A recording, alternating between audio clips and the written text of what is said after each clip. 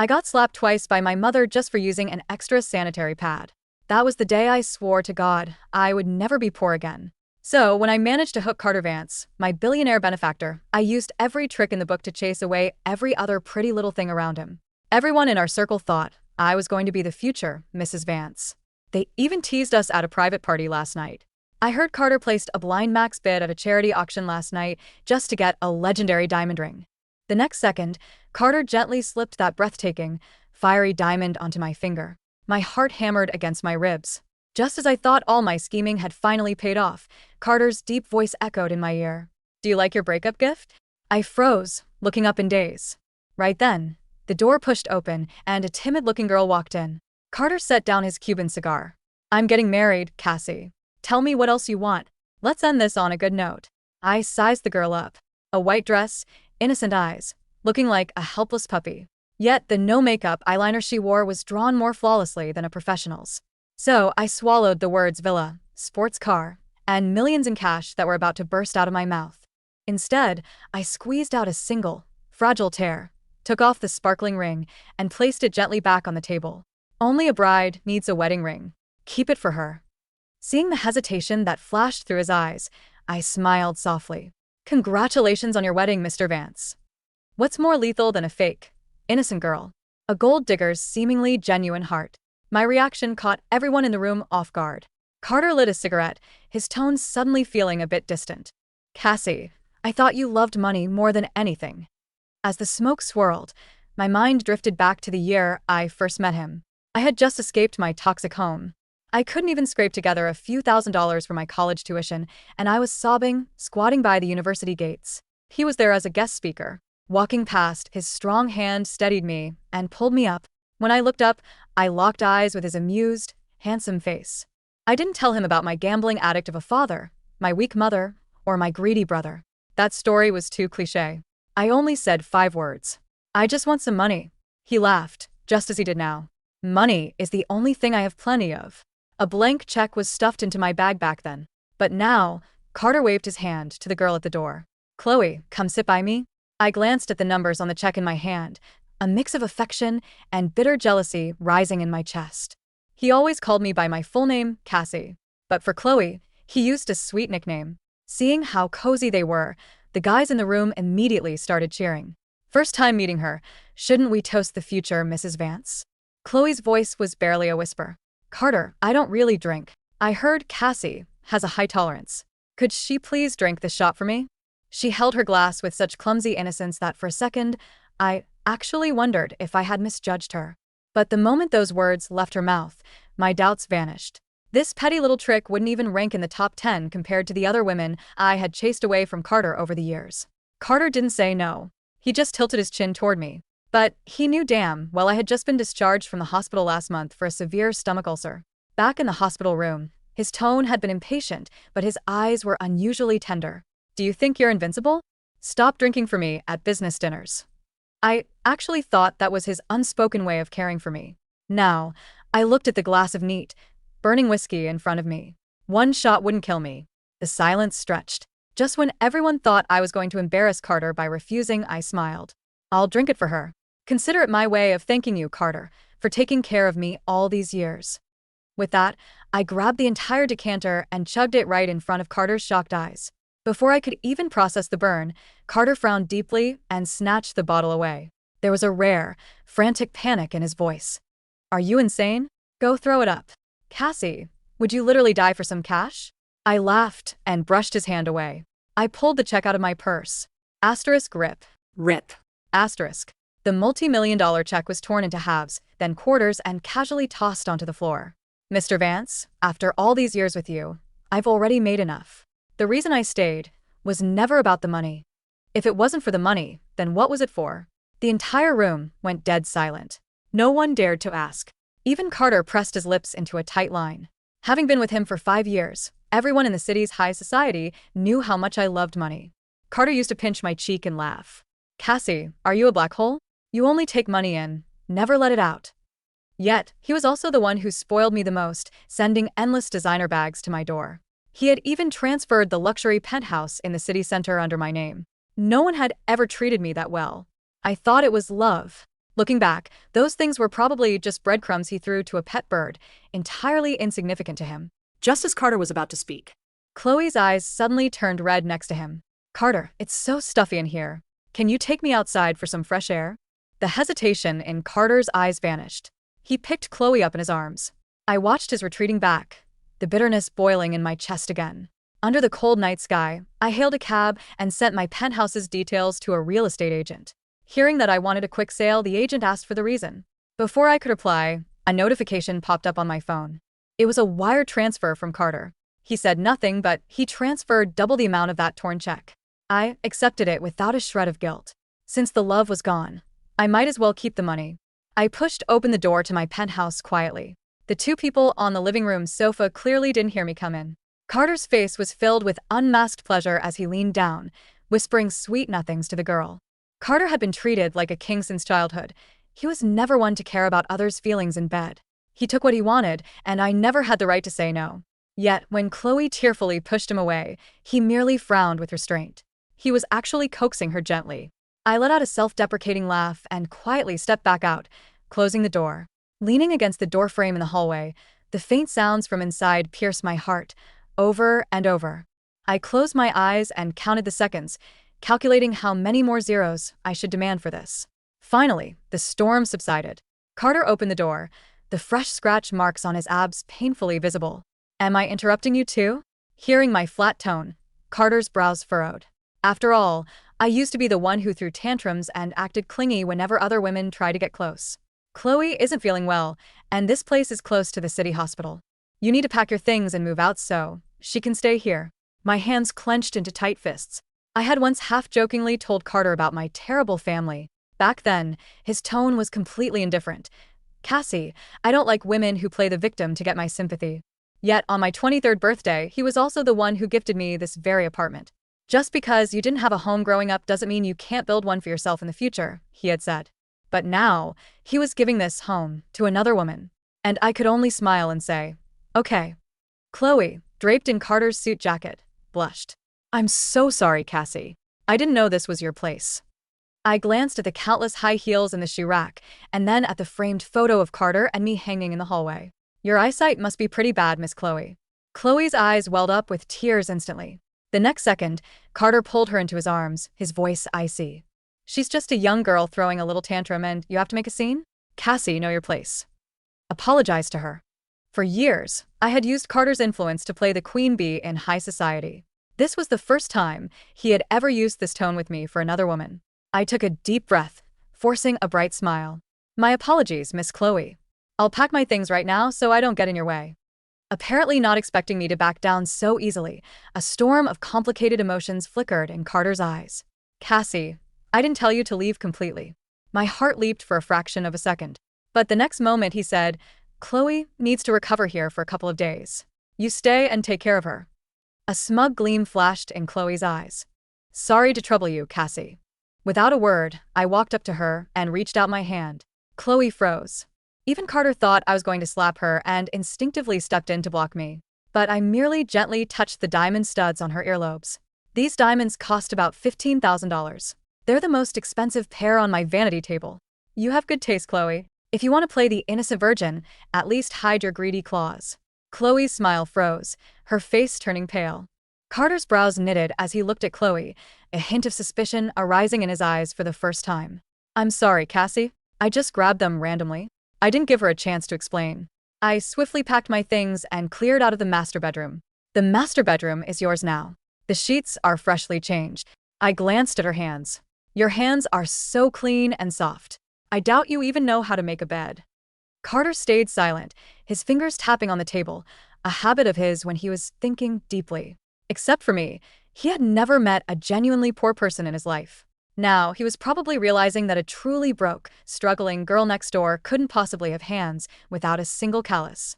After all, he used to grab my hands with feigned disgust and tease. Cassie, your hands are rougher than my grandmother's. Yet he was also the one who constantly had luxury hand creams delivered to me. Carter suddenly spoke up. I'll buy this penthouse back from you at double the market price. I'll transfer the funds immediately. Cassie, stop throwing a tantrum. Checking the transfer notification on my phone and counting the zeros, I smiled.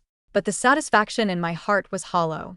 After packing, I went into the kitchen to brew some hangover cure tea. The shower in the bathroom started running. I turned around.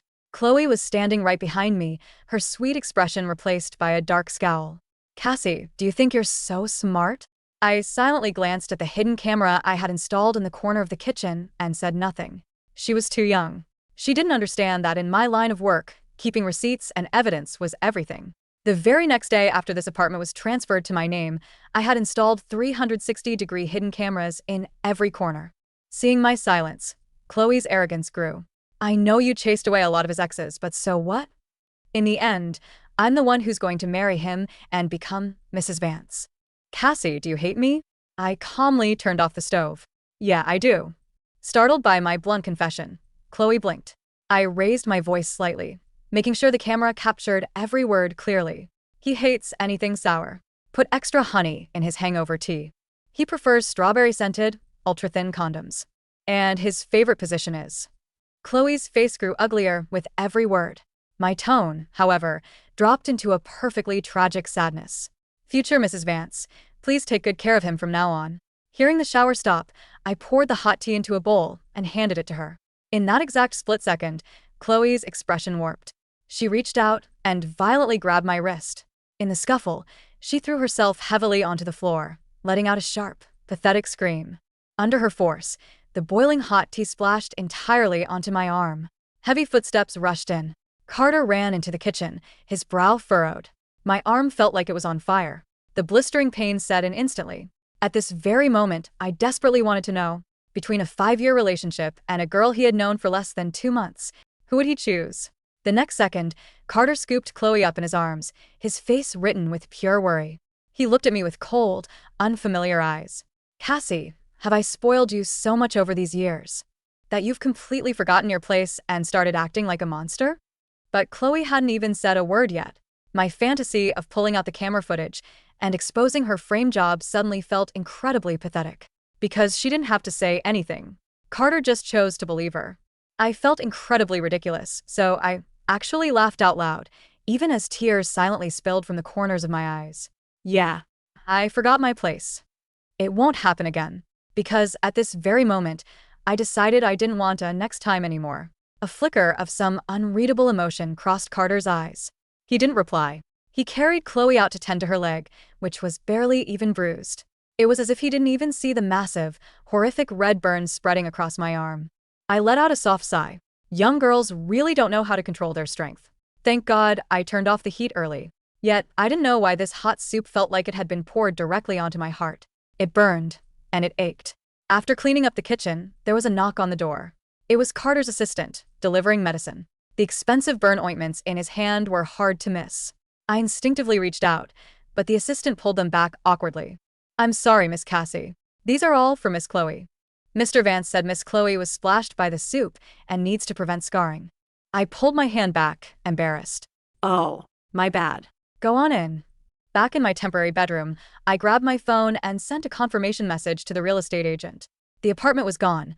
The car would be sold tomorrow. There was nothing left for me in this city. I sent a message to the study abroad agency I had consulted a long time ago. My budget was high, so they confirmed my application almost instantly. Throughout my entire college life, I was constantly running after money. I had never actually experienced the freedom of being a carefree student. I had almost forgotten that I was still young. I could still live for myself.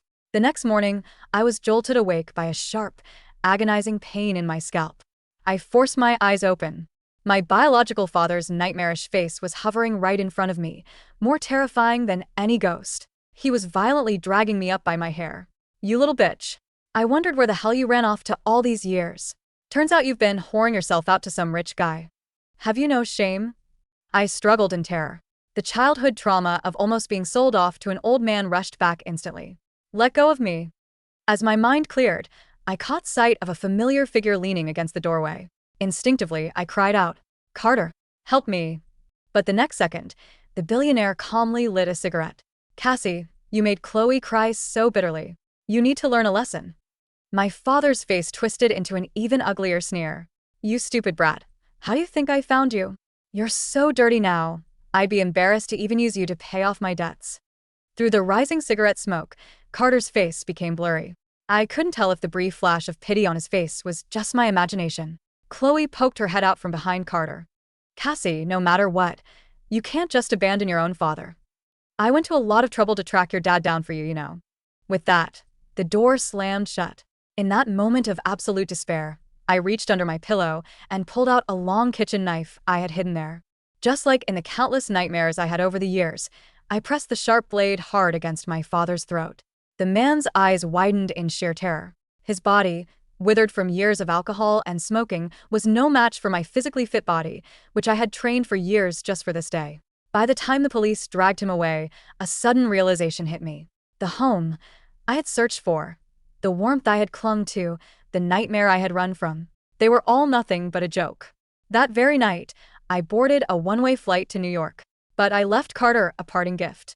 I had uploaded the kitchen camera footage to his smart TV stream and laid out all the background info on Chloe, which I had paid a private investigator to dig up, right on his coffee table. Looking at the paused TV screen in the living room, Carter froze, his finger hovering over the play button. Next to him, Chloe shrieked, "No, don't watch it." The remote dropped from Carter's fingers, hitting the plush Persian rug with a dull thud.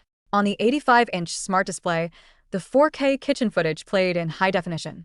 The audio, piped through the surround sound system, was crystal clear. He prefers strawberry-scented, ultra-thin condoms. And his favorite position is, "Future Mrs. Vance, please take good care of him from now on." Then came the movement. The screen showed Chloe's face warping from petulant rage into a calculated, venomous grin. It caught the exact millisecond her fingers clamped onto my wrist, like talons, yanking me forward, deliberately levering the boiling ceramic bowl. So the scalding hangover tea showered down across my forearm. It captured her. Theatrical, self-inflicted drop to the tile, followed by that practiced, shuddering shriek. And then, Carter entered the frame. On the screen, Carter's recorded self looked down at me with cold, disgusted eyes. "Cassie, have I spoiled you so much over these years that you've completely forgotten your place and started acting like a monster?" In the living room, the Real Carter stood frozen. The color drained from his face until his skin looked like bleached parchment. Next to him, Chloe's voice cracked into a frantic whimper. "Carter, listen to me. It's an edit. It's deep-faked." She set me up. She knew the camera was there. Carter didn't blink. Slowly, mechanically, his gaze lowered to the thick manila envelope resting on the marble coffee table. With trembling fingers, he untied the red string and dumped the contents. Dozens of glossy photographs spilled across the glass. There was Chloe, real name Chloe Martinez, formerly a high-end hostess at an underground poker ring in Macau, clinking champagne glasses with a known Fraudster. There were bank statements detailing 7 different aliases, court filings for 3 separate breach of contract and extortion settlements in Nevada, and a medical record from a private clinic in Seoul detailing the exact reconstructive work done to give her that wide-eyed, dewy-skinned innocence. At the bottom of the pile lay a receipt, a wire transfer of $50,000 paid from Chloe's offshore account to a local private investigator with the memo line, "Locate Cassie Howard's biological father, Thomas Howard, and provide address/gate code." Carter picked up the receipt. His knuckles turned white. "You brought him here," Carter whispered. His voice was dangerously quiet, vibrating with an octave I had never heard from him before. "You gave that animal the gate code to this building." "Carter, baby, she was extorting you." Chloe sobbed, dropping to her knees and clawing at the hem of his slacks. "I did it for us. She was going to bleed you dry, I swear. She took millions from you. Get your hands off me." The words weren't loud, but they carried the weight of an executioner's axe. Carter pulled back his leg, as if she were a venomous snake. He turned his head toward the hallway, looking at the door of the guest bedroom. The silence in the apartment was deafening. "Cassie," he called out. No answer. He walked past Chloe, stepping directly over the scattered files. He pushed open the bedroom door. The room was immaculate. The bed was made with hospital corners. On the nightstand sat a neat stack of items. 1. The platinum black supplementary credit card he had given me 3 years ago, cut cleanly in half. 2. The key card to the penthouse garage. 3. The title deed to the apartment, signed over to his holding company with a notarized release waiver. 4. A small, white bottle of burn ointment, completely unopened. Underneath the bottle was a single post-it note written in my tidy, slant handwriting. Double the market price was more than fair. Thank you for your business over the last 5 years, Mr. Vance. We are fully settled. Carter stared at the note. He reached out to touch the bed, finding the sheets stone cold. A sharp, metallic taste filled his mouth. He spun around, storming back into the living room, and snatched his phone from his pocket, dialing his chief of security. Find her. Carter barked into the receiver, his chest heaving. Check the airport, the train stations, the private airstrips. Pull the toll booth cameras. I want Cassie Howard found in the next 20 minutes. The security chief on the line hesitated. Mr. Vance. Miss Howard cleared. Security at JFK on a commercial flight to London at 11:40 p.m. From London, she Had connecting boarding passes issued for 4 different continents under a clean second passport. Her domestic phone number was terminated 3 hours ago. What do you mean, for continents? Carter roared. Which flight did she board? We don't know, sir. She booked dummy economy tickets on British Airways, Emirates, Lufthansa, and Singapore Airlines using cash vouchers purchased over the last 6 months. She's completely off the grid. Carter lowered the phone. He stood alone in the center of the vast, 300-square-meter penthouse that suddenly felt like an empty, echoing tomb. Behind him, Chloe scrambled up, weeping hysterically. Carter, please, you still have me. Carter didn't even turn around. Call the police, he said to the empty air, his voice hollowed out into pure Ice. Tell them Miss Martinez broke into my residence, stole $15,000 worth of diamond jewelry from the vanity, and orchestrated a violent assault. Have my legal team file an injunction. If she ever steps foot within 5 miles of a Vance property again, ruin every single person who shares her last name. He walked out the front door without his coat, leaving the elevator doors sliding shut on Chloe's screams. 10,000 meters above the Atlantic, I adjusted the ice pack taped over my Right forearm. The cabin pressure made the deep second-degree burn throb with a vicious, rhythmic pulse. The blister had ruptured during my scuffle with my father, leaving raw, pink flesh that stung every time the coarse fabric of my oversized linen shirt brushed against it. I didn't take a painkiller. I wanted to feel every bit of it. Pain was the most effective disinfectant for sentimentality. I stared down at the small tablet on my lap tray. On the screen was the ledger I had maintained obsessively for 5 years. Total cash accumulated from monthly allowances, $4.2 million. Liquidated stock portfolios gifted during anniversaries, $6.8 million. Proceeds from the quick sale of luxury watches, designer bags, and the penthouse buyback, $11.5 million. Total net liquid capital, $22.5 million. For 5 years, everyone thought Cassie Howard was a brainless parasite living on Carter Vance's lap, spending her afternoons at luxury spas and fighting off younger mistresses. They didn't see me staying up until 3 a.m. while Carter slept, studying quantitative finance and corporate restructurings on an encrypted laptop. They didn't know that while he thought I was buying diamond chokers, I was using private shell entities in Delaware to buy up undervalued commercial logistics hubs outside Chicago. Carter thought he was my benefactor. In reality, he was simply the most lucrative, high-yield internship a penniless girl from the gutter could have ever secured.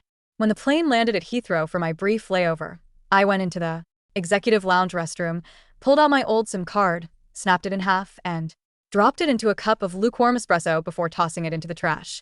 12 hours later, my actual destination came into view below the clouds. Manhattan. I checked into a discreet boutique hotel in Soho under my newly registered legal name, Kasha Vane. A private doctor came up to the suite to treat my arm. He looked at the angry, blistering tissue and shook his head. This is going to leave a permanent mark, Miss Vane, the doctor said, applying a thick layer of medical-grade silicone gel and wrapping it in sterile gauze. Even with laser resurfacing down the road, there will be faint scarring. I looked at the jagged, lightning bolt shape across my skin in the bathroom mirror. Don't laser it, I told him calmly. You're a young, beautiful woman, the doctor remarked, surprised. Most of my clients in this neighborhood would pay $50,000 to erase a mosquito bite. Scars are expensive reminders, I replied, pulling my sleeve down. This one cost me 5 years of my life. I'd hate to forget what I paid for it. The next morning, I signed a 4-year lease on a light-flooded, minimalist loft on the edge of Tribeca. I enrolled in the Executive Master of Science in Real Estate and Private Equity program at Columbia University. I hired a private fitness instructor, an ex-Mossad hand-to-hand combat trainer, and a voice coach to strip every lingering trace of hesitation and submissiveness from my vocal cadence. I stopped wearing the sugary sweet pastel dresses Carter liked. I threw away the floral perfumes he had picked out for me. I bought bespoke charcoal wool suits, heavy cashmere overcoats, and sharp, angular Italian leather shoes. For the first time in 26 years, when I woke up in the morning and looked out the floor-to-ceiling windows at the Hudson River, nobody owned the air I breathed. Back home, Carter Vance was losing his mind. In the first 3 months after my disappearance, the Vance Group's executive suite operated under a state of perpetual terror. Carter fired 3 personal assistants in a single week because they brought him the wrong brand of mineral water, the brand I used to order for his office. He canceled a multi-billion-dollar merger with a European conglomerate halfway through dinner because the client's wife wore the same tuberose perfume I used to wear. His mother, Eleanor Vance, paid an unannounced visit to his penthouse. The place was a disaster. The designer furniture was still there, but the warmth Was gone. empty Scotch bottles lined the kitchen counter. On the dining table lay dozens of investigator reports, all marked unresolved/lead cold. Carter, look at yourself, Eleanor said sharply, resting her cane on the floor. The whole city is laughing at you. You threw away a girl who spent 5 years catering to your every whim for a cheap con artist who is currently awaiting trial at Rikers Island. Carter poured himself another glass of neat whiskey, his hand shaking slightly. Cassie didn't leave because of Chloe. She left because she had planned to leave. All along. And why wouldn't she? Eleanor countered ruthlessly. You treated her like a stray dog you picked up off the street. You flaunted other women in front of her to test her loyalty. You let her degenerate father into her sanctuary to teach her a lesson. You thought money could replace respect. I gave her everything. Carter snapped, slamming the glass down so hard the amber liquid sloshed onto his mahogany desk. Every dime she asked for, every penthouse, every car. She told me herself on day one that she only cared about money. Then why did she leave $40 million in uncashed trusts and property behind? Eleanor asked quietly. Carter's throat locked. She took only what was liquid and untraceable, Carter, his mother continued, her gaze piercing. She didn't take your family heirlooms. She didn't sell her story to the tabloids. She wiped her feet on your doorstep and vanished because, to her, you were no longer worth the price of admission. Eleanor turned toward the door. If you want to spend the rest of your life hunting a ghost, go ahead. But the board is meeting on Friday. If you show up to that acquisition meeting looking like a derelict again, I will personally back your cousin for the chairman's seat. After his mother left, Carter sat in the darkened living room. He opened the bottom drawer of his safe. Inside was the fiery, max bid diamond ring he had bought at the charity auction, the one he had casually called a breakup gift. He slipped the cold platinum band between his fingers. He remembered the way my eyes had looked when he put it on my finger. Not greedy, not victorious, but fragile, full of a terrifying hope that he had systematically crushed 5 seconds later. Only a bride needs a wedding ring. Keep it for her. Carter closed his eyes, pressing the sharp diamond against his forehead until it drew blood. Where are you, Cassie? He whispered into the dark. Where the hell did you Go. 2.5 years later. Manhattan. The autumn wind off the Hudson was crisp, smelling of roasted chestnuts and approaching winter. In the private dining room of the Grill in Midtown, a high-stakes consortium meeting had just concluded. Across the table, Julian Mercer, the notoriously reclusive managing partner of Mercer Capital, signed the final page of a $40 million acquisition agreement. You're a shark, Kasia, Julian said, sliding the heavy fountain pen back into his breast pocket with a smirk. When you pitched this logistics turnaround 6 months ago, I thought you were over-leveraged. Now we're exiting at a 3.4x multiple. I took a slow sip of sparkling water, smiling coolly. I don't gamble with other people's money, Julian. And I certainly don't gamble with my own. Over the past 30 months, my private fund, Aegis Holdings, had quietly acquired distress logistics and cold storage facilities across the eastern Seaboard. working under the radar through Delaware entities I had positioned the firm directly in the path of the massive supply chain consolidation sweeping the country. I was no longer the girl crying by the university gate with a torn hem and an empty stomach. I was a major stakeholder in the city's most aggressive mid-market private equity syndicate. By the way, Julian remarked, signaling the waiter for the check. The Vance group from the West Coast is making a major push into the New York market. Their Chairman, Carter Vance, is landing this evening. He's looking to acquire the Hudson Yards Logistics Terminal. My hand holding the water glass didn't waver by a single millimeter. Is he? I asked, my tone as light as air. He's aggressive, Julian warned. Lost a lot of ground in California over the last 2 years due to some internal restructuring and erratic leadership, but he's still a heavyweight. He's hosting an invitation-only reception at the Metropolitan Club tomorrow night to announce their East Coast expansion. Every major player in commercial infrastructure is attending. I have 2 passes. are You coming? I set my glass down on the white linen tablecloth. Beneath the tailored sleeve of my midnight blue Saint Laurent suit, the faint, silver-pink scar on my arm pulsed with a distant, familiar heat. Of course, I said softly, looking Julian in the eye.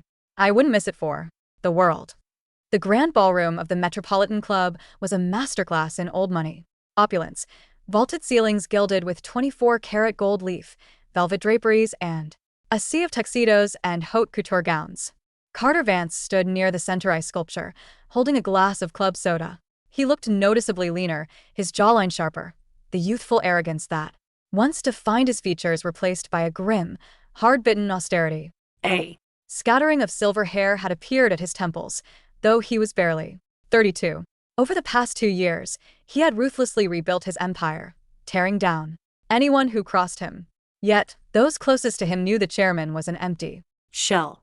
He never brought a date to events. He never stayed at after-parties. He Lived like a monk in a fortress of glass and steel, surrounded by private security and audited files. Carter, whispered his new chief operating officer, Marcus, stepping up beside him. The representative from Aegis Holdings just arrived. They control the voting rights on 40% of the Hudson Yards terminal. If we don't get their green light, our East Coast expansion is dead in the water. Bring them to the private lounge, Carter muttered, not bothering to turn his head. Offer them 15% above market. If they push back, offer 20. I don't think they're interested in a quick buyout, sir. Look. Carter turned his head casually toward the grand staircase, and the world stopped spinning. Descending the marble stairs was a woman in a backless, tailored ivory silk gown, with sharp, architectural shoulders.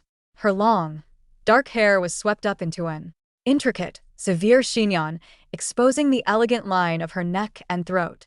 She wore no ostentatious diamonds, only a pair of raw emerald cuffs on her wrists, and a look of absolute, unshakable dominion in her eyes.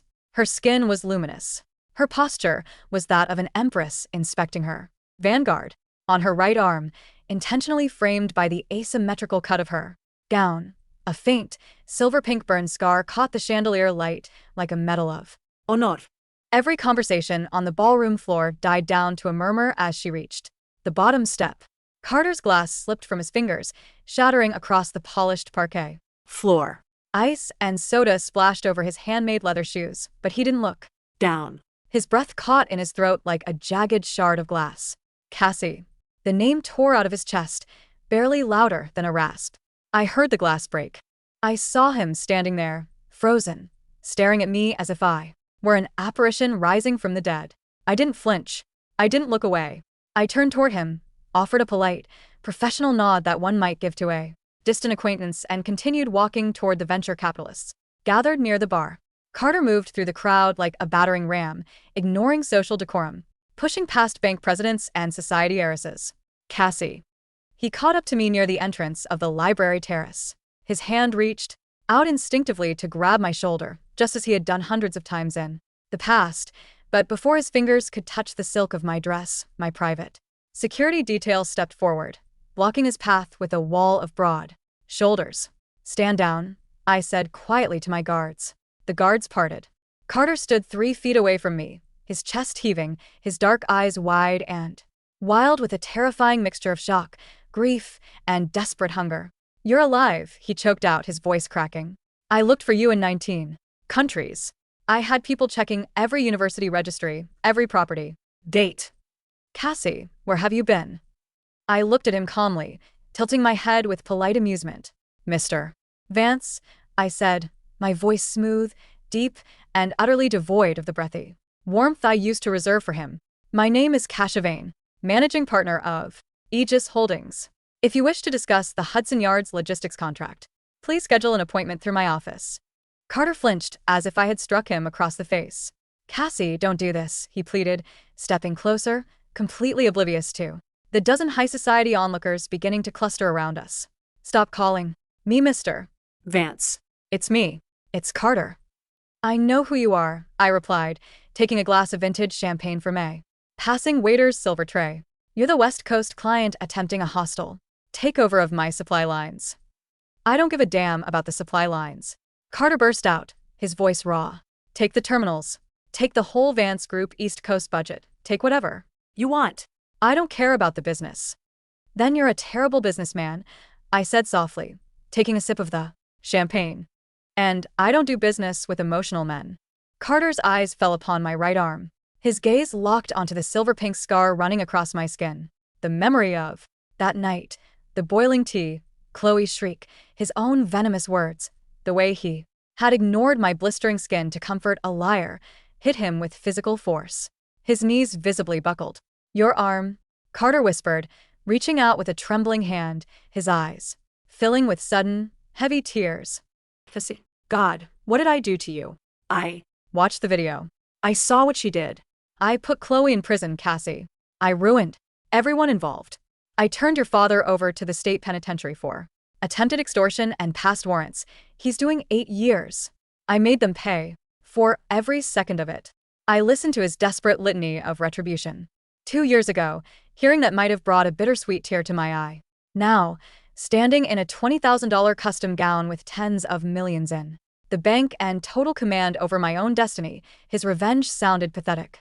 You didn't ruin them for me, Carter, I said, my voice dropping to a cool whisper that only he could hear.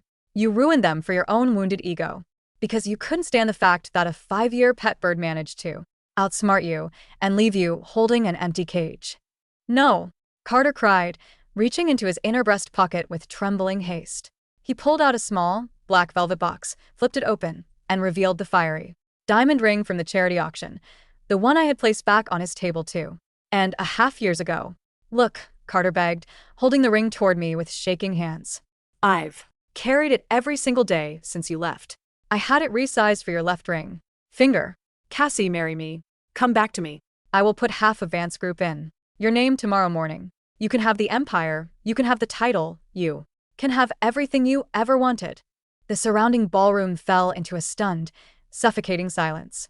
Billionaire Carter Vance, the most arrogant, untouchable bachelor on the West Coast, was publicly on his knees at the Metropolitan Club offering half a corporate dynasty to a private equity partner.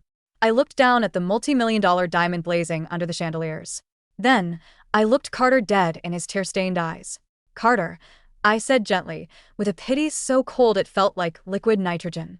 When I was 21, I wanted that ring because I thought it was the only way I could survive in this world without starving. I took a slow step backward, my heels clicking sharply against the marble. Now, I can buy that auction house and every stone inside it without checking my bank balance. I smiled, a radiant, genuine, devastating smile. Keep the ring, Mr. Vance. You're going to need it to pay the breakup fee on the Hudson Yards contract. Carter didn't give up. True to his nature as an apex predator who had never been told no, he launched a scorched earth financial campaign to force me to the negotiating table. Over the next 2 weeks, Vance Group dumped massive capital into shorting Aegis Holdings' publicly traded infrastructure partners, attempting to choke our liquidity and force an emergency board meeting where I would be compelled to face him. Carter sat in his glass-walled corner office at the New York Plaza Hotel, watching the trading screens flicker in the dark. Is she calling? Carter asked his COO, his eyes bloodshot, a half-empty tumbler of scotch beside his keyboard. Has Aegis requested an emergency reconciliation? Marcus looked at his tablet, his face pale. Mr. Vance, Aegis isn't requesting a meeting. Carter frowned. What are they doing? They're absorbing the sell-off. Carter froze. With what capital? Aegis doesn't have the cash reserves to counter a $400 million short position. They didn't do it alone, Marcus said, his voice trembling. Miss Vane formed an offshore consortium with Mercer Capital, the Singapore Sovereign Fund, and the European Logistics Bloc 3 days ago. She knew you were going to short her positions. In fact, she baited you into it. On the trading monitors, a sudden, massive surge of green candles erupted across the screen. A coordinated, multi-billion-dollar buyback order hit the market with the force of a tsunami. Vance Group's short positions were trapped. The stock price skyrocketed within seconds, triggering automatic margin calls that cascaded through Vance's East Coast subsidiaries like falling dominoes. Cancel the orders, Carter shouted, jumping to his feet. Cover the positions. Pull the collateral from the West Coast Treasury. We can't, Marcus cried. The SEC just issued a trading halt on the subsidiary due to the short squeeze. Mr. Vance, we just lost $240 million in 18 minutes. Carter's phone vibrated on the desk. It was an official press release from Bloomberg. Breaking, Aegis Holdings and Mercer Capital complete full acquisition of Vance East Coast Logistics assets following historic short squeeze. Kasia Vane, appointed chairwoman of the board. Below the headline was a single, high-resolution photo of me walking out of the New York Stock Exchange, surrounded by international reporters, wearing a flawless charcoal power suit, smiling into the cameras with the absolute calm of a queen who had just conquered a continent. Carter collapsed back into his leather chair. The phone rang again. It was an incoming video call from a private number. With shaking fingers, Carter pressed accept. My face appeared on his monitor, sitting in the back of a luxury town car, driving down FDR Drive. Good evening, Carter, I said smoothly. Carter stared at the screen, his chest caved in, his voice stripped of every shred of pride. You knew. You set this trap, from the second Julian mentioned my name. You always told me that sentiment has no place in high finance, I replied, crossing my legs. I simply took your advice. You wanted my attention, Mr. Vance. That attention cost you $240 million and your entire East Coast footprint. Carter looked at me through the screen, tears cutting clean tracks through the dust on his cheeks. Cassie, did you ever love me? He whispered. In those 5 years, was any of it real? Or was I just a checkbook to you from the very first day? I looked at him through the camera lens. For a moment, the memory of that rainy afternoon outside the university gates flashed before my eyes. The handsome, laughing man who had pulled a sobbing girl up from the mud, handed her a blank check, and told her that money was the only thing he had plenty of. I did love you, Carter, I said honestly, my voice quiet and steady. I loved you so much that I drank poison for you at business dinners. I loved you so much that I swallowed my pride every time you paraded another woman in my face. I loved you so much that I was willing to forget my own dignity just to build a home with you. Carter let out a choked, agonized sob. Then why? Because you taught me that love from a man like you is a leash. I cut him off, my tone turning to pure steel. You gave me money to keep me small. You gave me an apartment so you could take it away when I displeased you. You thought as long as you were rich, you were allowed to be cruel. I leaned slightly closer to the camera. You made me realize that the only true security in this world isn't a billionaire who loves you. It's becoming the person who can buy the billionaire. Out. Cassie, please. Goodbye, Carter. Thank you for the tuition. I tapped the red button. The screen went black. Spring arrived in Manhattan. Central Park was a lush, vibrant green beneath a flawless blue sky. I stood on the wraparound terrace of my newly purchased triplex penthouse on 57th Street, Billionaire's Row. The city stretched out beneath my feet like a miniature circuit board of glass, steel, and endless ambition. Behind me, the French doors opened and my executive assistant walked out with a leather-bound folder. Miss Vane, she said respectfully, the quarterly earnings reports for Aegis Logistics are finalized. We beat Wall Street consensus by 22%. Also, the Vance Group has officially finalized their complete retreat to the West Coast. Carter Vance stepped down as chairman yesterday morning. His mother and cousin have taken over the board. Any other news? I asked, not turning around, enjoying the gentle spring breeze against my face. Our private security in California reported that Carter Vance checked into a private rehabilitation retreat in Montana. He left instructions with his family office that 30% of his remaining private equity dividends be permanently directed to an anonymous scholarship fund for underprivileged female college students. I smiled faintly. Good for them, I said. Dismiss the surveillance detail on him. I have no interest in keeping track of a retired client. Understood, Miss Vane. The private car for your dinner with the London banking syndicate is downstairs. Give me 5 minutes. The assistant bowed and stepped back inside, closing the glass doors. I walked to the edge of the terrace railing, resting my hands on the warm brass. Trim. I looked down at my right arm. In the brilliant afternoon sunlight, the scar had faded into a pale, clean line. No longer an open wound, no longer an ugly red burn, but a smooth mark of survival, woven seamlessly into my skin. I remembered the day my mother slapped me twice across the face for taking an extra sanitary pad. I remembered the cold floor of the bathroom, the iron taste of blood in my mouth, and the desperate prayer I whispered into the dark. I swear to God I will never be poor again. I wasn't poor anymore. I didn't need to beg for shelter. I didn't need to swallow insults for a check.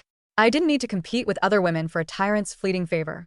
I poured myself a glass of sparkling water, raised it high against the Manhattan skyline, and took a slow, deep breath of the free air.